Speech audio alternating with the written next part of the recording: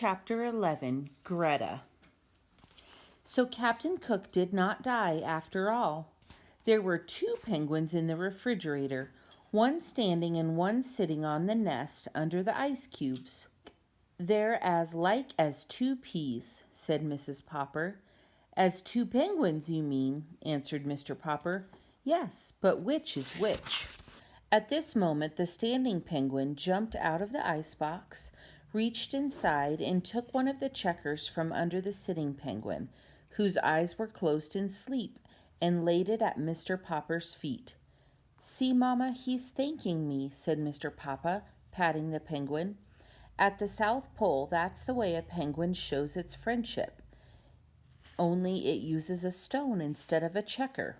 This one must be Captain Cook, and he's trying to show that he's grateful to us for getting him Greta and saving his life." "Yes, but how are we going to tell them apart? It's very confusing." "I will go down to the cellar and get some white paint and paint their names on their black backs." And he opened the cellar door and started down, nearly tripping when Captain Cook unexpectedly tobogganed down after him. When he came up again, Mr. Popper had a brush and a small paint can in his hands, while the penguin had a white capped Cook on his back. "Gook," said Captain Cook, proudly showing his name to the penguin in the icebox.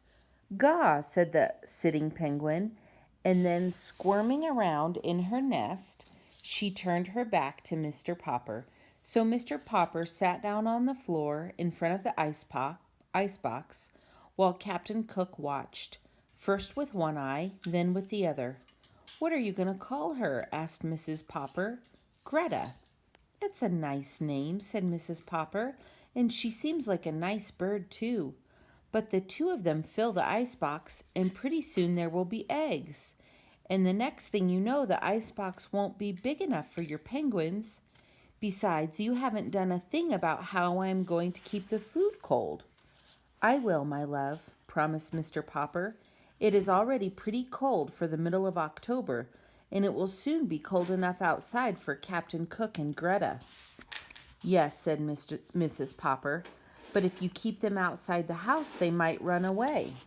"Mamma," said Mr. Popper, "you put your food back in the icebox tonight, and we will just keep Greta and Captain Cook in the house. Captain Cook can help me move the nest into the other room. Then I will open all the windows and leave them open, and the penguins will be comfortable." "They will be comfortable, all right," said Mrs. Popper, "but what about us?" "We can wear our winter overcoats and hats in the house," said Mr. Popper, as he got up to go around and open all the windows. "It certainly is colder," said Mrs. Popper, sneezing. The next few days were even colder, but the Poppers soon got used to sitting around in their overcoats. Greta and Captain Cook always occupied the chairs nearest the open windows. One night, quite early in November, there was a blizzard, and when the Poppers got up in the morning, there were large drifts of snow all over the house. Mrs. Popper wanted to get her broom and have Mr. Popper bring his snow shovel to clear away the drifts, but the penguins were having so much fun in the snow that Mr. Popper insisted it should be left where it was. In fact, he even went so far as to bring an old garden hose up from the basement and sprinkle all the floors that night until the water was an inch deep. By the next morning, all the Popper floors were covered with smooth ice, with snowdrifts around the edges near the open windows. Both Greta and Captain Cook were tremendously pleased with all that ice. They would go up on the snowdrift at one end of the living room and run down, one behind the other, onto the ice until they were running too fast to keep their balance. Then they would flop on their stomachs and toboggan across the slippery ice. This amused Bill and Janie so much that they tried it too on the stomachs of their overcoats. This in turn pleased the penguins greatly. Then Mr. Popper moved all the furniture in the living room to one side so that the penguins and the children would have plenty of room for real sliding. It was a little hard at first to move the furniture because the feet of the chairs had frozen into the ice.